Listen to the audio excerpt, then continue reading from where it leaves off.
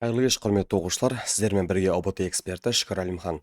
Бүгін сіздермен бірге ерекше контекст талдайтын боламыз. Контексттің аты ерекше гүлзар. Мәтінмен танысып алайық. Нұрлан есімді бағбан суреттегідей ерекше гүлзар жасауды шешті.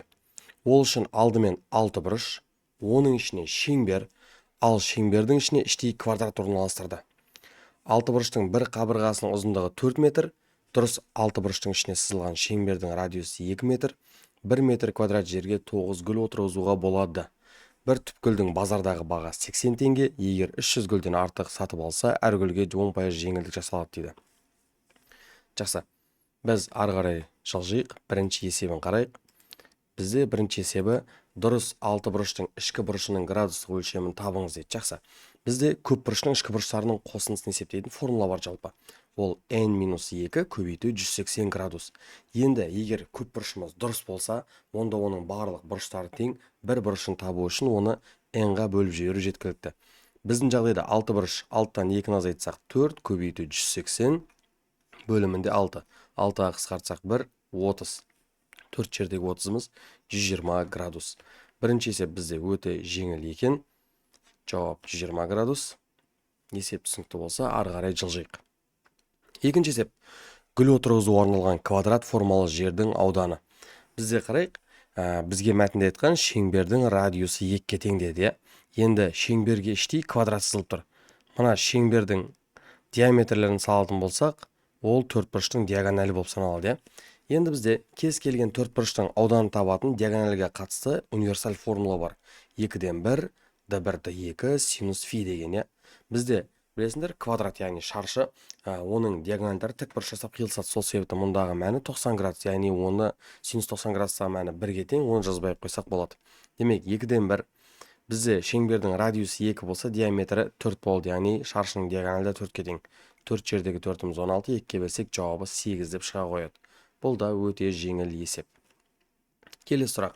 Дұрыс 6 бұрышты гүлзарға отырғызылатын гүлдің жалпы саны бүтінге дейін жоқтаңыз. Бізде мәтінде айтылғандығын 1 метр квадратқа 9 гүл отырғызуға болады, яғни 1 метр квадратқа 9 гүл.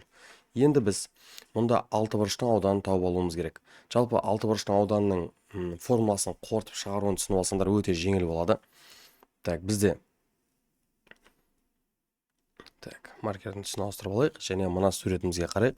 6 бұрыштың қарама-қарсы төбелерін қосатын болсақ, оның барлық төбелері бір нүктеде қиылысады бізде. Және мына жерде жалпы 360 градус болса, ол әр қайсына бөлінген кезде 60 градустан тиетін болады. Каждайына 60 градустан тиетін болады. Және мынаған сырттай сызылған шеңбер деп түсінсек, мыналарды шеңбердің радиус ретінде қарастырып, олардың тең екенін ескеріп, мына бұрыштарды 60-60-тан деп алсақ болады. Былай айтқан кезде біздің 6 бұрышымыз, дұрыс 6 бұрышымыз 6 дана тең қабырғалы 3 бұрыштан құралған. Яғни біз оның ауданын табу үшін қазір не істесек болады екен? Бір 3 бұрыштың ауданын тауып, соны 6-ға көбейтсек жеткілікті екен. Енді 3 бұрыштың ауданын табайық. 3 бұрыш бізде а квадрат түбірасты 3 бөлу 4. Бізде мәтінде айтылған бойынша 6 бұрыштың қабырғасы 4-ге тең, яғни 4-тің квадраты түбірасты 3 бөлу 4 десек, 4 пен квадраттың біреуі қысқарса, мұнда 4 түбірасты 3 қалады. Ал енді S6 бұрыштың ауданы 6 көбейту 4 түбірасты 3-ге тең. Жақсы, мұнда 24 түбірасты 3. Енді бізге 1 метр квадратқа 9 гүл отырғызылатыны белгілі болса, бізге жуықталған мәні қажет болады. Түбірасты 3-ті калькулятормен түбірастынан шығарамыз. ұбт калькулятор рұқсат берілген. Және оны 24-ге көбейтеміз. Сол кезде жуықталған мән 41-де 56 болады екен. 41-де 56. Енді осы мәнді 9-ға көбейтетін боламыз. Сол кезде 41-де 56-ны 9-ға көбейтсек, 374 бүтін 1, 2, яғни 12. Демек, бұл жерде оқушылар 374 гүл отырғызылады деп айтамыз. Яғни 375 гүлге орын жеткіліксіз, себебі 1 метр квадратқа 9 гүл орын арналған. Демек, жауап 374 болады екен. Келесі сұрақ. Гүлзардың квадраттан тыс бөлігіне отырғызылатын гүлдердің саны. Яғни егер квадраттың, яғни шаршының ішіне отырғызбайтын болсақ, басқа жерге қанша гүл отырғызуға болады дейді. Бізде бұдан алдыңғы есепте 6 бұрыштың ауданы 41-де 56 еді. 6 бұрыштың ауданы, S6 бұрыштікі 41-де 56 еді. Ал екінші есебімізде шаршының ауданы S шаршы деп қойық. Шаршының ауданы так 4, 16, 8 еді. Демек біз былай жасайық. 41-ді 56-дан азайтайық 8-ді. Демек жауап қанша болады? 33-те 56 болады. Енді осын 9-ға көбейтейік.